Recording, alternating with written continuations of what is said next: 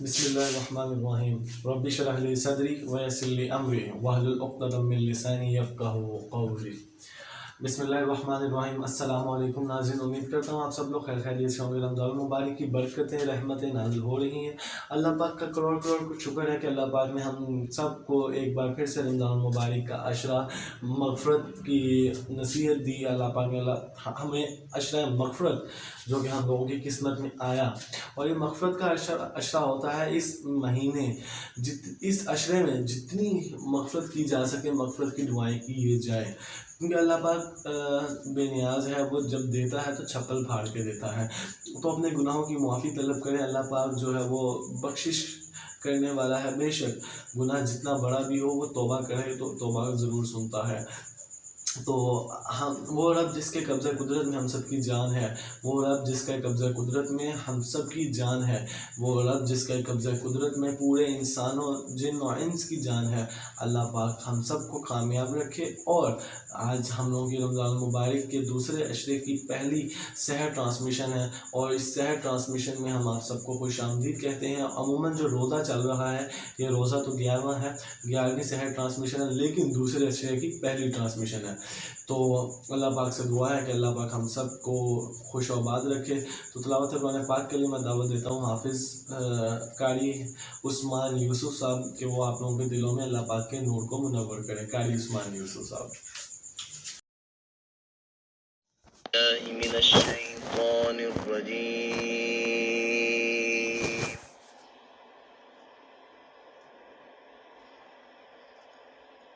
بسم اللہ الرحمن الرحیم،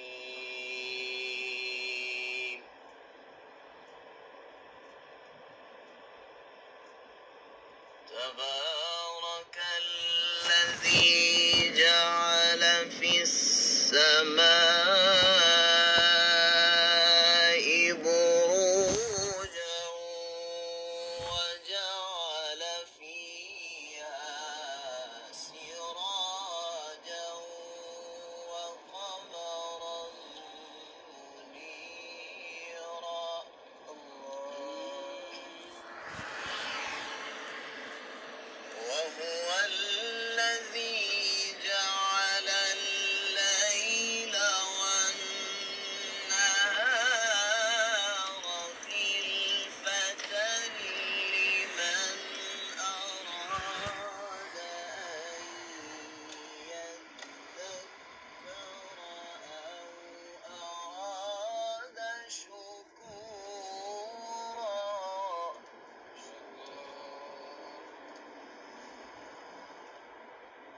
تبارك الذي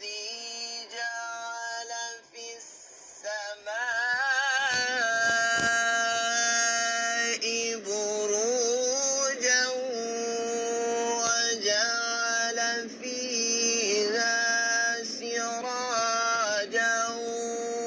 وقمرا منيرا،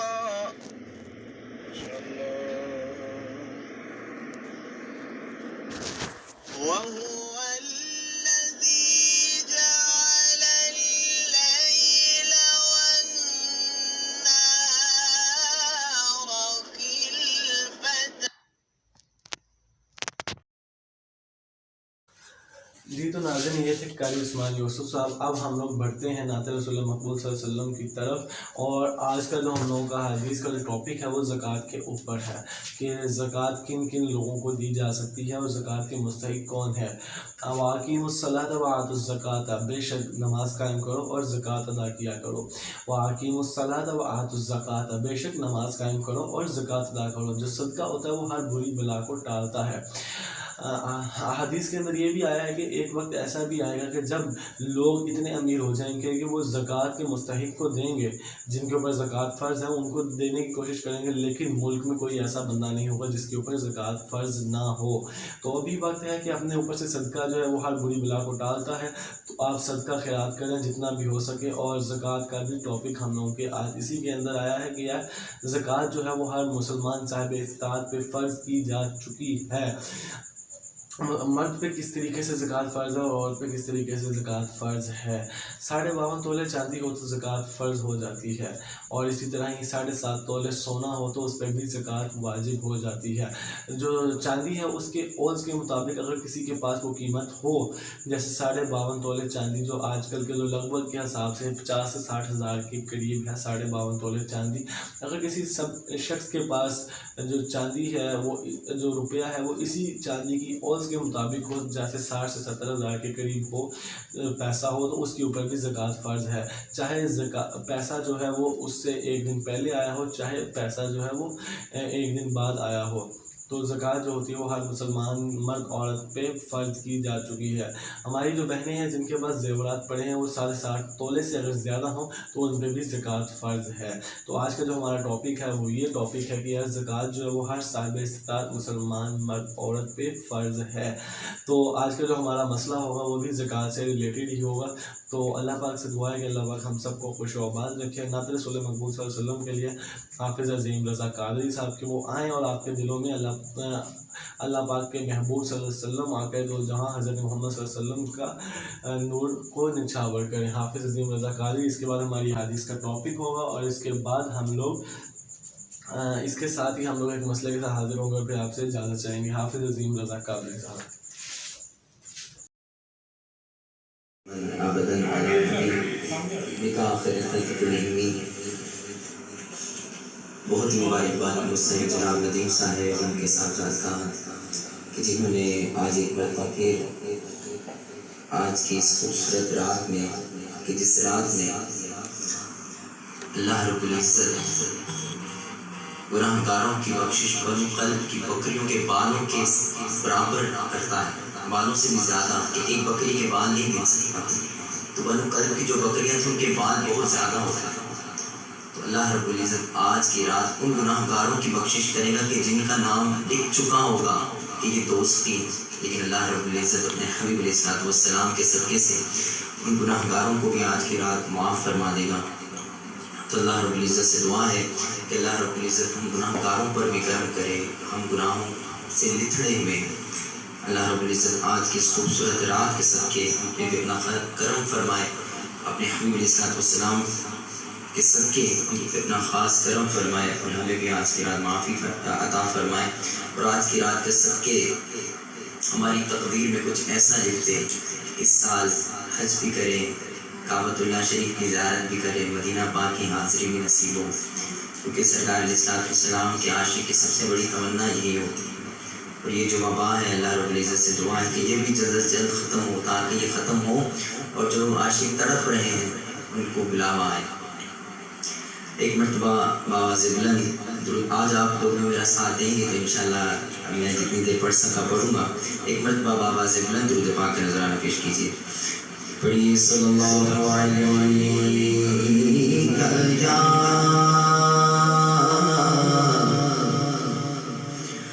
رسول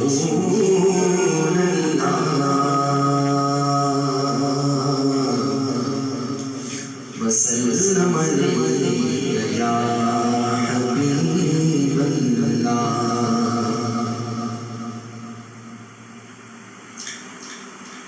اٹھی نظر دونوں کے کرم پہ ٹھہر گئی، دل کیا سنور گیا، میری قسمت سنور گئی۔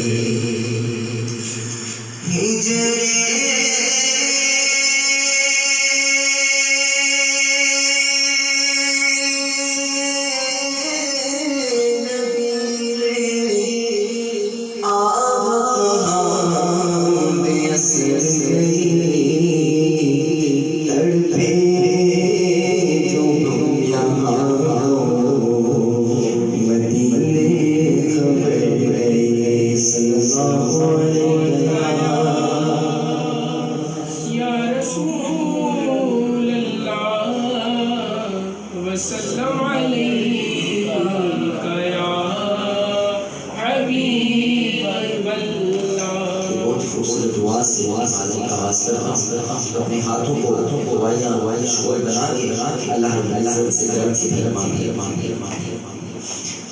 करम मांगता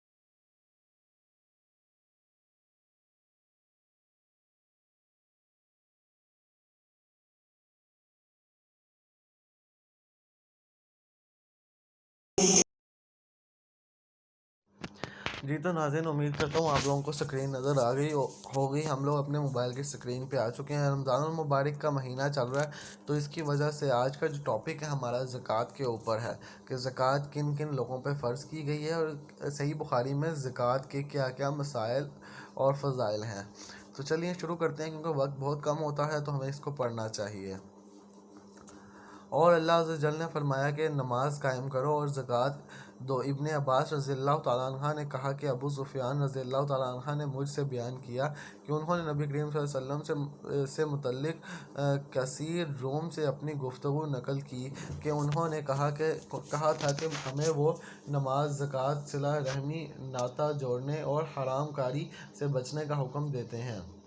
नबी करीम सल्लल्लाहु अलैहि वसल्लम ने जब मुआज़ रज़ियल्लाहु तआला अन्हु को यमन का हाकिम बनाकर भेजा तो फरमाया कि तुम इन्हें इस कलमे की गवाही की दावत देना कि अल्लाह के सिवा कोई माबूद नहीं, ये कि मैं अल्लाह का रसूल हूँ। अगर वो लोग ये बात मान लें तो फिर इन्हें बताना कि अल्लाह ताला ने इन पर रोज़ाना 5 वक्त की नमाज़ें फ़र्ज़ की हैं। अगर वो लोग ये बात भी मान लें तो फिर उन्हें बताना कि अल्लाह ताला ने इनके माल में पर कुछ सदका फ़र्ज़ किया है, जो इनके मालदार लोगों से लेकर इन्हें के मुताहिजों में लुटा दिया जाएगा। एक शख्स ने नबी करीम सल्लल्लाहु अलैहि वसल्लम से पूछा कि आप मुझे कोई ऐसा अमल बताइए जो मुझे जन्नत में ले जाए। इस पर लोगों ने कहा कि आखिर ये क्या चाहता है, लेकिन नबी करीम सल्लल्लाहु अलैहि वसल्लम ने फरमाया कि ये तो बहुत अहम ज़रूरत है। सुनो, अल्लाह की इबादत करो और इसको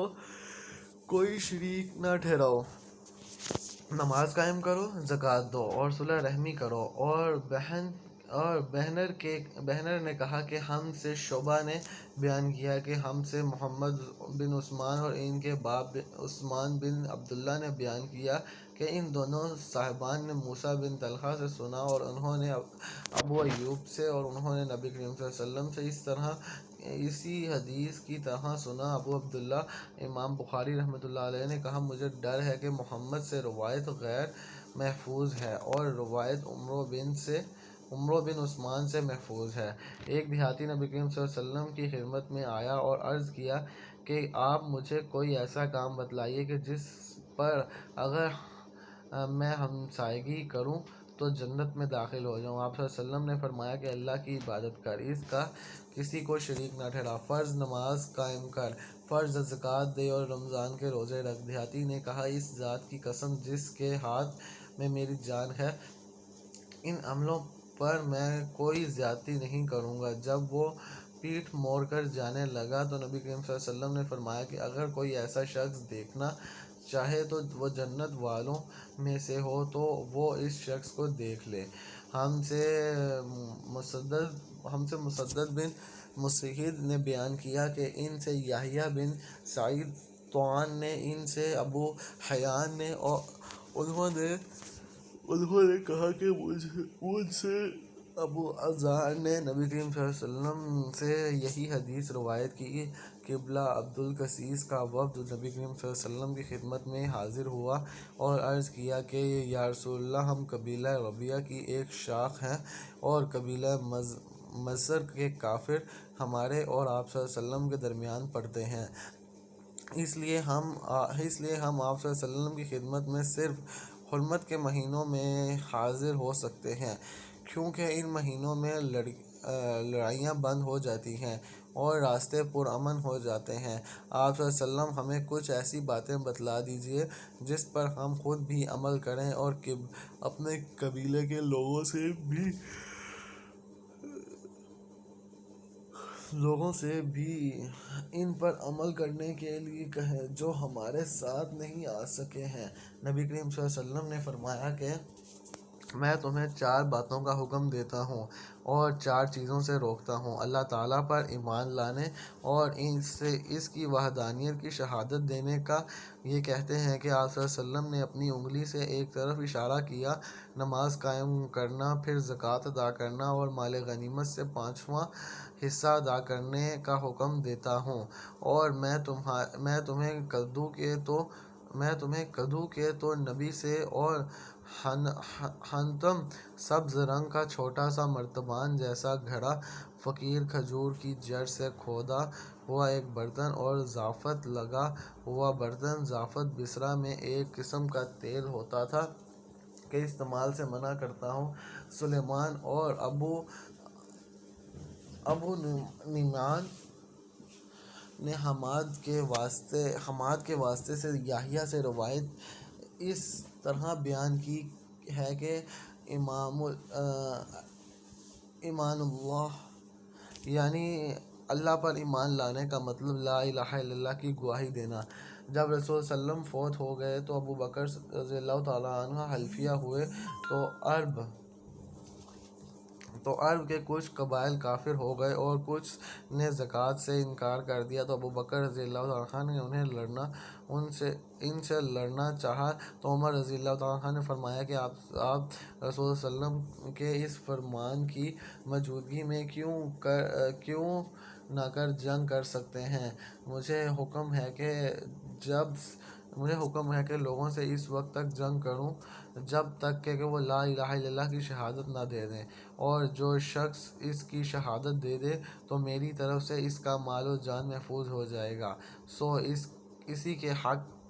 کے یعنی قصاص وغیرہ کی صورتوں کے، اور اس کا حساب اللہ تعالیٰ کے ذمہ ہوگا۔ قسم اللہ کی کہ میں ہر اس شخص سے جنگ کروں گا جو زکوٰۃ اور نماز میں تفریق کرے گا، یعنی نماز تو پڑھے گا مگر زکوٰۃ کے لیے انکار کر دے گا، کیونکہ زکوٰۃ مال کا حق ہے۔ اللہ کی قسم اگر انہوں نے زکوٰۃ میں 4 مہینے کی بکری کے بچے کو دینے سے انکار کیا جسے وہ رسول اللہ صلی اللہ علیہ وسلم کو دیتے تھے، تو میں ان سے لڑوں گا۔ عمر رضی اللہ تعالیٰ عنہ نے فرمایا کہ بخدا یہ بات اس کا نتیجہ تھی کہ اللہ تعالیٰ نے ابو بکر رضی اللہ تعالیٰ عنہ کا سینہ اسلام کے لیے کھول دیا تھا، اور اور بعد میں میں بھی اس نتیجے پر پہنچا کہ ابو بکر رضی اللہ تعالیٰ عنہ ہی حق پر تھے، اور اللہ تعالیٰ نے فرمایا کہ فَإِنَّ التَّوَّابَ وَأَقِیمُوا الصَّلَاةَ وَآتُوا الزَّکَاةَ فَإِخْوَانُکُمْ فِی الدِّین، اور اگر کفار اور مشرکین توبہ کر لیں اور نماز قائم کریں اور زکوٰۃ دینے لگیں تو پھر تمہارے دینی بھائی ہیں۔ میں نے رسول صلی اللہ علیہ وسلم سے نماز قائم کرنے، زکوٰۃ دینے اور ہر مسلمان کے ساتھ خیر خواہی کرنے پر بیعت کی تھی، اور اللہ تعالیٰ نے سورہ برتہ میں فرمایا کہ جو لوگ سونا اور چاندی جمع کرتے ہیں اور انہیں اللہ کی راہ میں خرچ نہیں کرتے، آخر آیت فَذُوقُوا مَا كُنتُمْ تَکْنَزُونَ تک، یعنی اپنے مال کو گاڑنے کا مزہ چکھو۔ نبی کریم صلی اللہ علیہ وسلم نے فرمایا کہ اونٹ قیامت کے دن اپنے مالکوں کے پاس جنہوں نے اس کا حق زکوٰۃ نہ ادا کیا کہ اس سے زیادہ موٹے تازہ ہو کر آئیں گے جیسے دنیا میں تھے، اور انہیں اپنے کھروں سے روندیں گے۔ بکریاں بھی اپنے ان مالکوں کے پاس جنہوں نے ان کے حق نہیں دیے تھے پہلے سے زیادہ موٹی تازی ہو کر آئیں گی، اور انہیں اپنے کھروں سے روندیں گی اور اپنے سینگوں سے ماریں گی۔ رسول صلی اللہ علیہ وسلم نے فرمایا کہ اس کا حق یہ بھی ہے کہ اسے پانی ہی پر، یعنی جہاں وہ چراگاہ چر رہی ہوں،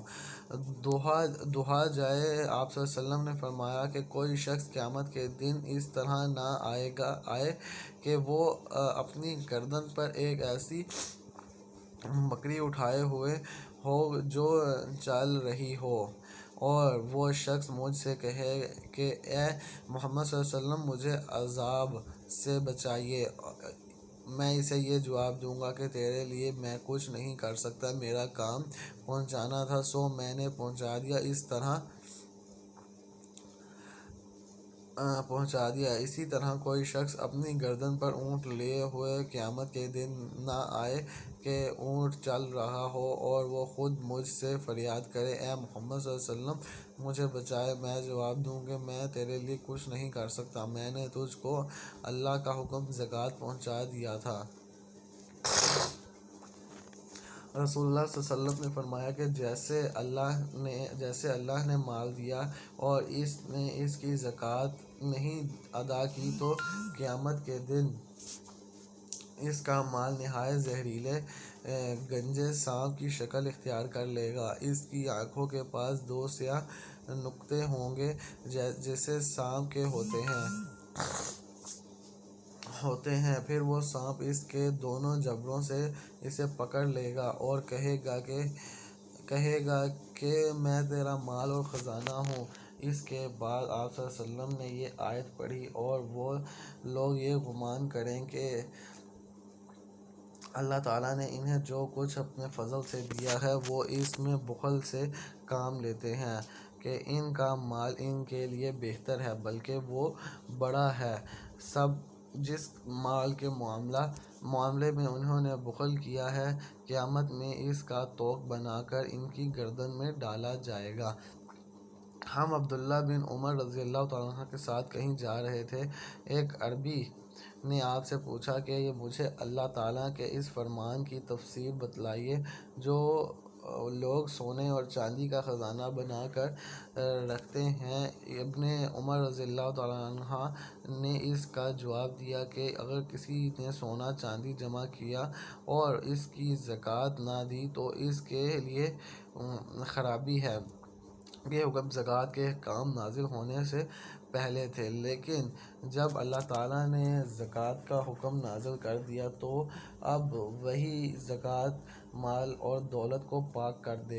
دینے والی ہے۔ رسول اللہ صلی اللہ علیہ وسلم نے فرمایا کہ 5 اوقیہ سے کم چاندی پر زکوٰۃ نہیں ہے، اور 5 اونٹوں سے کم پر زکوٰۃ نہیں، اور 5 وسق سے کم غلے میں زکوٰۃ نہیں ہے۔ میں مقام ربحہ ربضہ سے گزر رہا تھا اور ابو ذر رضی اللہ تعالیٰ عنہ دکھائی دیے۔ میں نے پوچھا کہ آپ یہاں کیوں آ گئے ہیں؟ انہوں نے جواب دیا کہ میں شام میں تھا تو معاویہ رضی اللہ تعالیٰ عنہ سے میرا اختلاف قرآن کی آیت جو لوگ سونا اور چاندی جمع کرتے ہیں اور انہیں اللہ کی راہ میں خرچ نہیں کرتے کے متعلق ہو گیا۔ معاویہ رضی اللہ تعالیٰ عنہ کا کہنا یہ تھا کہ یہ آیت اہل کتاب کے بارے میں نازل ہوئی ہے اور میں یہ کہتا تھا کہ اہل کتاب کے ساتھ ہمارے متعلق بھی یہ نازل ہوئی ہے۔ اس اختلاف کے نتیجے میں میرے اور ان کے درمیان کچھ تلخی پیدا ہو گئی، چنانچہ انہوں نے عثمان رضی اللہ تعالیٰ عنہ جو ان دونوں خلیفہ مسلمین تھے کہ یہاں میری شکایت لکھی۔ عثمان رضی اللہ تعالیٰ عنہ نے مجھے لکھا کہ میں مدینہ چل آؤں، چنانچہ میں چلا آیا۔ وہاں جب پہنچا تو لوگوں نے میرے یہاں اس طرح ہجوم ہونے لگا جیسے انہوں نے مجھے پہلے دیکھا ہی نہ ہو۔ پھر جب میں نے لوگوں کے اس طرح اپنی طرف آنے کے متعلق عثمان رضی اللہ تعالیٰ عنہ سے کہا تو انہوں نے فرمایا کہ اگر مناسب سمجھو تو یہاں کا قیام چھوڑ کر مدینے سے قریب ہی کہیں اور جگہ الگ قیام اختیار کر لو۔ یہی بات ہے کہ جو مجھے یہاں تک لے آئی ہے۔ اگر وہ میرے اوپر ایک حبشی کو بھی امیر مقرر کر دیں تو میں اس کی بھی سنوں گا اور اطاعت کروں گا۔ میں بیٹھا تھا۔ دوسری سند اور امام بخاری رحمۃ اللہ علیہ نے فرمایا کہ مجھ سے اسحاق بن منصور نے بیان کیا، انہوں نے کہا کہ ہم سے عبدالصمد بن عبدالوارث نے بیان کیا، انہوں نے کہا کہ مجھ سے میرے باپ نے بیان کیا، انہوں نے کہا کہ مجھ سے سعد جری نے بیان کیا، کہا کہ ہم سے ابوالعلا بن صخر نے بیان کیا، ان سے احوص بن قیس نے بیان کیا کہ میں قریش کی ایک مجلس میں بیٹھا ہوا تھا، اتنے میں ایک سخت بال، موٹے کپڑے اور موٹی جھوٹی حالت میں ایک شخص آیا اور کھڑے ہو کر اسلام کیا اور کہا کہ خزانہ جمع کرنے والوں کو اس پتھر کی بشارت ہو جو جہنم کی آگ میں تپایا جائے گا اور اس کی چھاتی کی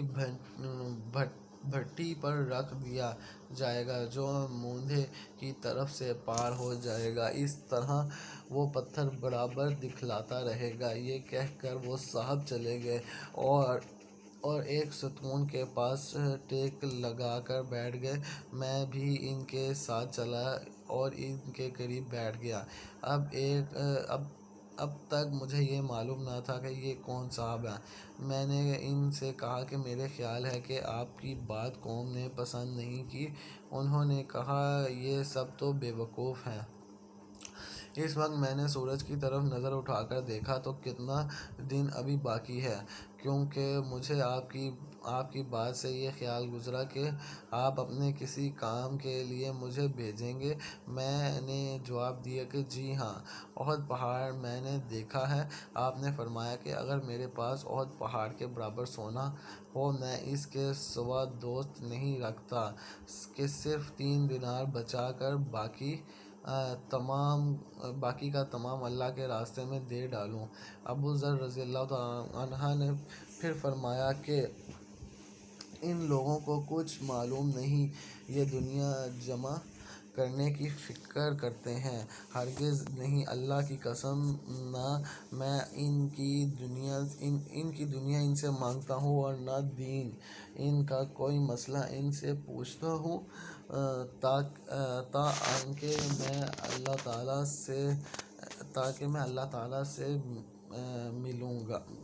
سے جا ملوں۔ حسد رشک کرنا صرف 2 ہی آدمیوں کے ساتھ جائز ہو سکتا ہے، ایک تو اس شخص کے ساتھ جسے اللہ نے مال دیا اور ایسے حق اور مناسب جگہوں میں خرچ کرنے کی توفیق دی، دوسرے اس شخص کے ساتھ جسے اللہ تعالیٰ نے حکمت، عقل، علم، قرآن اور حدیث اور معاملہ فہمی دی اور اپنی حکمت کے مطابق حق فیصلے کرتا ہے اور لوگوں کی اس کی تعلیم دیتا ہے، کیونکہ اللہ تعالیٰ نے فرمایا ہے کہ اے لوگو جو ایمان لا چکے ہو اپنے صدقات کو احسان جتا کرو، اور جس نے تمہارے صدقہ لیا ہے اسے عوض دے کر برباد نہ کرو، کہ جیسے وہ شخص اپنے صدقات برباد کر دیتا ہے جو لوگوں کو دکھانے کے لیے مال خرچ کرتا ہے اور اللہ اور قیامت کے دن پر ایمان نہیں لاتا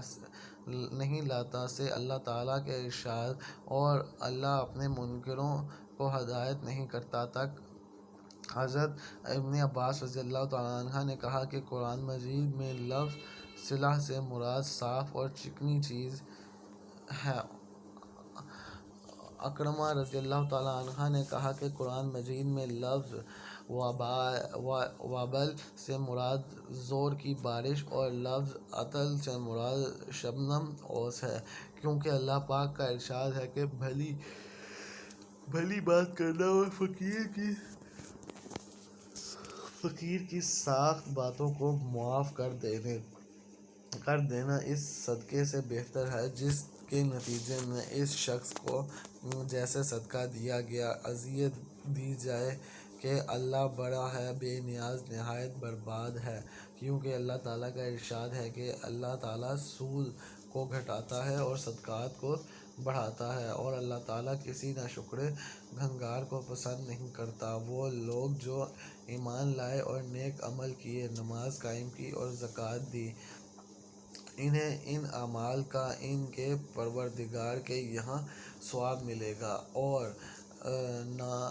انہیں کوئی خوف ہوگا اور نہ وہ غمگین ہوں گے۔ رسول اللہ صلی اللہ علیہ وسلم نے فرمایا، جو شخص حلال کمائی سے ایک کھجور کے برابر صدقہ کرے اور اللہ تعالیٰ صرف حلال کمائی کے صدقے کو قبول کرتا ہے تو اللہ تعالیٰ اسے اپنے داہنے ہاتھ سے قبول کرتا ہے، پھر صدقہ کرنے والے کے فائدے کے لیے اس میں زیادتی کرتا ہے، بالکل اسی طرح جیسے کوئی اپنے جانور کے بچے کو کھلا پلا کر بڑھاتا ہے تاکہ اس کا صدقہ پہاڑ کے برابر ہو جاتا ہے۔ عبد الرحمن کے ساتھ اس روایت کی مطابقت سلیمان نے عبداللہ بن دینار کی روایت سے کی ہے، اور وقار نے ابن دینار سے کہا کہ اس سے سعد بن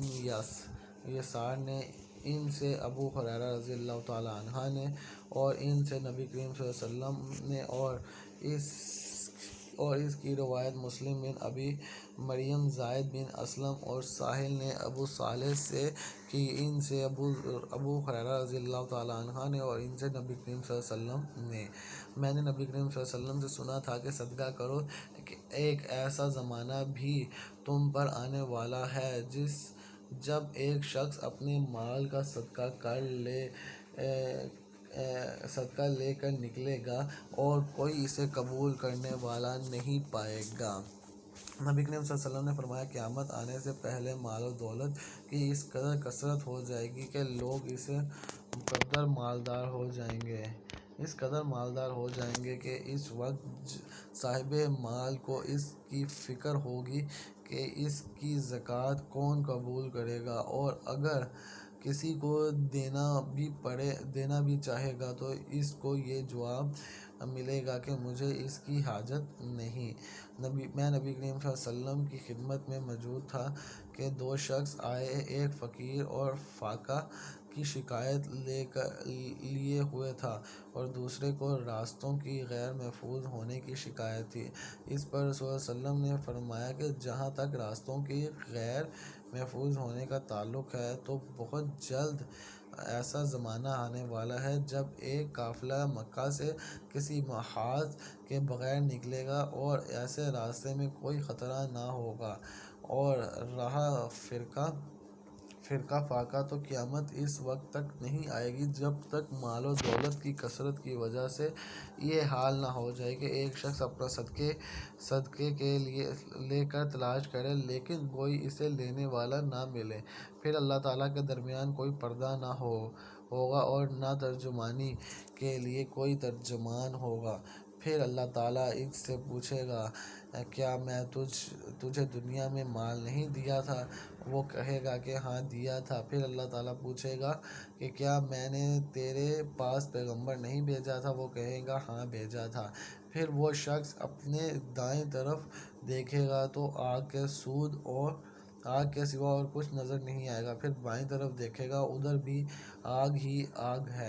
آگ ہی آگ ہوگی۔ پس تمہیں جہنم سے ڈرنا چاہیے، خواہ ایک کھجور کے ٹکڑے ہی کا صدقہ کر کے اس سے اپنا بچاؤ کر سکو۔ اگر یہ بھی میسر نہ آ سکے تو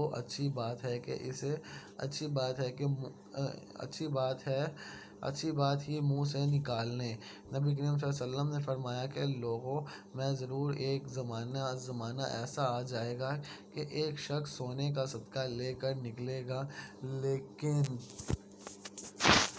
لیکن کوئی اسے لینے والا نہیں ملے گا، اور یہ بھی ہوگا کہ ایک مرد کی پناہ میں 40 عورتیں ہو جائیں گی، کیونکہ مردوں کی کمائی ہو جائے گی اور عورتوں کی زیادتی ہوگی۔ اور قرآن مجید میں وَمَثَلُ الَّذِينَ يُنْفِقُونَ أَمْوَالَهُمْ، ان لوگوں کی مثال جو اپنا مال خرچ کرتے ہیں سے فرمان باری من کل السماوات تک۔ جب آیت صدقہ نازل ہوئی تو ہم بوجھ ڈھونڈنے کا کام کیا کرتے تھے تاکہ اس طرح جو مزدوری ملے اسے صدقہ کر دیا جائے۔ اس زمانے میں ایک شخص عبد الرحمن بن عوف آیا اور اس نے صدقہ کے طور پر کافی چیزیں پیش کیں۔ اس پر لوگوں نے یہ کہنا شروع کیا کہ یہ آدمی ریاکار ہے۔ پھر ایک اور شخص ابو خلیل نامی آیا اور اس نے صرف ایک سیاہ کا صدقہ کیا۔ اس کے بارے میں لوگوں نے یہ کہہ دیا کہ اللہ تعالیٰ کو یہ سیاہ صدقے کی کیا حاجت ہے۔ اس پر یہ آیت نازل ہوئی الذین یلمزون آتمیتون من المؤمنین من الصدقات والذین لا یجدون الا جہدہم، وہ لوگ جو ان مومنوں پر عیب لگاتے ہیں جو صدقہ زیادہ دیتے ہیں، اور ان پر جو لوگ محنت سے کما کر لاتے ہیں اور کم صدقہ کرتے ہیں آخر تک۔ رسول اللہ صلی اللہ علیہ وسلم نے جب ہمیں صدقہ کرنے کا حکم دیا تو ہم میں سے بہت بازار جا کر بوجھ اٹھانے کی مزدوری کرتے اور اس طرح ایک مد غلہ یا کھجور وغیرہ حاصل کرتے جسے صدقہ کر دیتے، لیکن آج ہم میں سے بہت سو کے پاس لاکھ درہم یا دینار موجود ہیں۔ میں نے رسول اللہ صلی اللہ علیہ وسلم کو یہ کہتے سنا کہ جہنم سے بچو، اگرچہ کھجور کا ایک ٹکڑا دے کر ہی صحیح، مگر ضرور صدقہ کر کے دوزخ کی آگ سے بچنے کی کوشش کرو۔ ایک عورت اپنے 2 بچیوں کو لیے مانگتی ہوئی آئی، میرے پاس ایک کھجور کے سوا اس وقت اور کچھ نہ تھا اور میں نے وہی دے دی، اور ایک کھجور اس نے اپنی دونوں بچیوں میں تقسیم کر دی اور خود نہیں کھائی، اور پھر وہ اٹھی اور چلی گئی۔ اس کے بعد نبی کریم صلی اللہ علیہ وسلم تشریف لائے تو میں نے آپ صلی اللہ علیہ وسلم سے اس کا حال بیان کیا۔ آپ صلی اللہ علیہ وسلم نے فرمایا کہ جس نے ان بچیوں کی وجہ سے خود کو معمولی سی بھی تکلیف میں ڈالا تو بچیاں اس کے لیے دوزخ سے بچاؤ کے لیے آڑ بن جائیں گی۔ اور اللہ تعالیٰ نے فرمایا جو رزق ہم نے تمہیں دیا ہے اس میں سے خرچ کرو اس سے پہلے کہ تم کو موت آ جائے۔ ایک شخص نبی کریم صلی اللہ علیہ وسلم کی خدمت میں حاضر ہوا اور کہا کہ یا رسول اللہ کس طرح کے صدقے میں سب سے زیادہ ثواب ہے؟ آپ صلی اللہ علیہ وسلم نے فرمایا کہ صدقے میں جیسے تم صحت کے ساتھ بخل کے باوجود کرو، تمہیں ایک طرف تو فقیر کا ڈر ہو اور دوسری طرف مالدار بننے کا تمنا اور امید ہو، اور اس صدقے خیرات میں ڈھیل نہ ہونی چاہیے کہ جب جان حلق تک آ جائے تو اس وقت تو کہنے لگے کہ فلاں کے لیے اتنا اور فلاں کے لیے اتنا، حالانکہ وہ تو اب فلاں کا ہو چکا ہے۔ نبی کریم صلی اللہ علیہ وسلم کے بعض بیویوں نے آپ صلی اللہ علیہ وسلم سے پوچھا کہ سب سے پہلے ہم میں آخرت میں آپ صلی اللہ علیہ وسلم کے ساتھ کون جا کر ملے گا؟ تو آپ صلی اللہ علیہ وسلم نے فرمایا کہ جس کا ہاتھ سب سے زیادہ لمبا ہوگا۔ اب ہم نے لکڑی سے ناپنا شروع کر دیا تو سود رضی اللہ تعالیٰ عنہ سے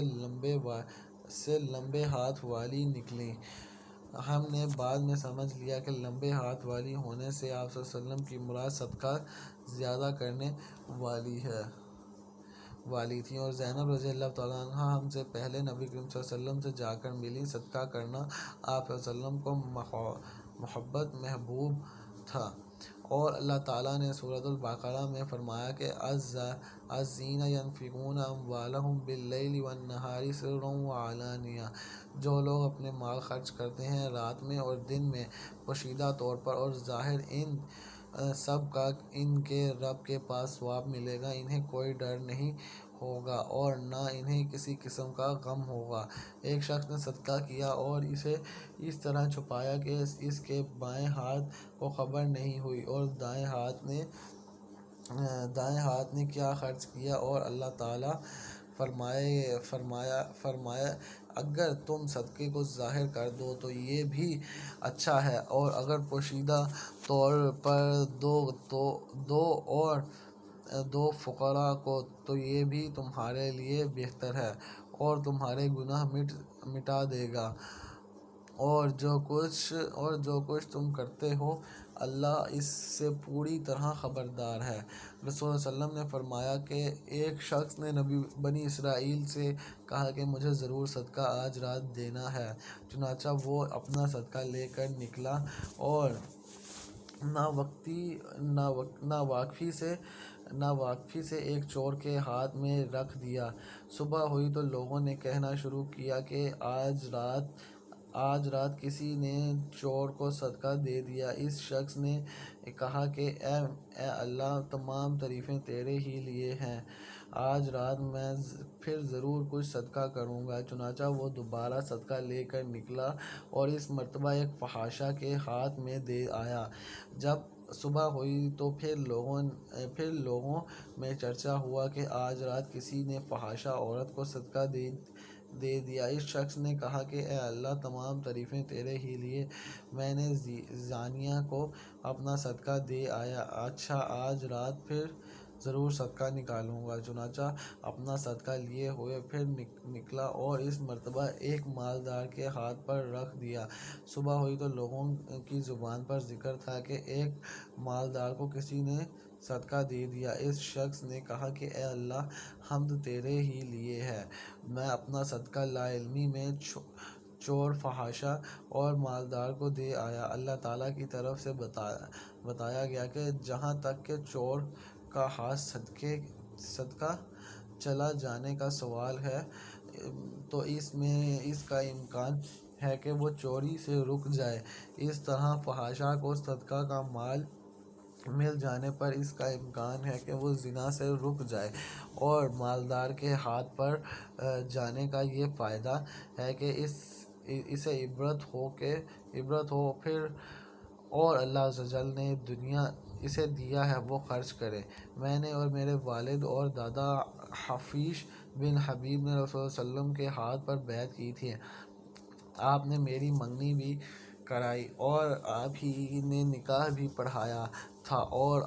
اور میں آپ کی خدمت میں ایک مقدمہ لے کر حاضر ہوا تھا، اور یہ کہ میرے والد یزید نے کچھ دینار خیرات کی نیت سے نکالے اور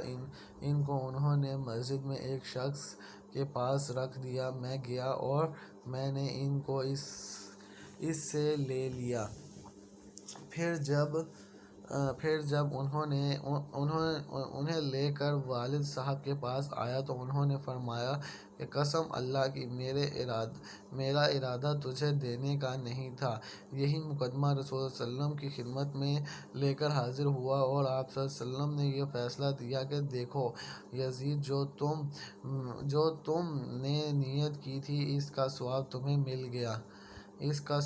مل گیا اور معین جو تو نے لیا ہے وہ اب تیرا ہو گیا۔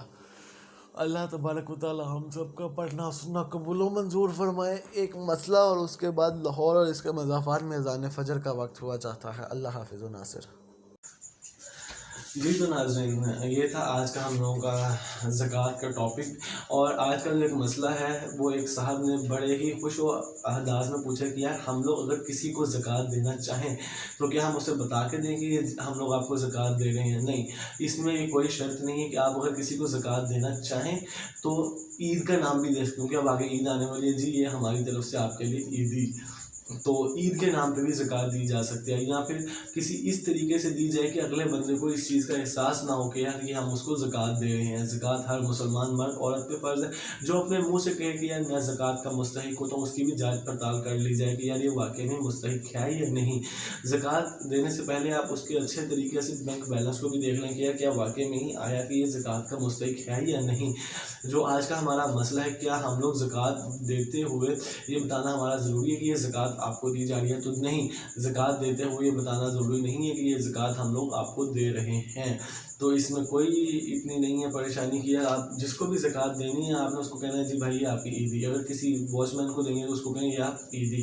زکوٰۃ جو ہے وہ کافر کے اوپر نہیں لگتی۔ ٹھیک ہو گیا؟ یہ تھا آج کا ہم لوگوں کا مسئلہ، اور لاہور اس کے مضافات میں اذان فجر کا وقت ہو جاتا ہے۔ اللہ حافظ۔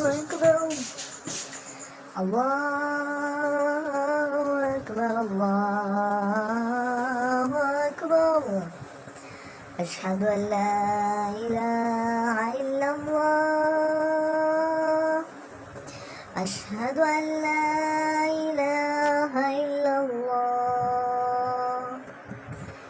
أشهد أن محمدا رسول الله أشهد أن محمدا رسول الله حي على الصلاة حي على الصلاة حي على الفلاح حي على الفلاح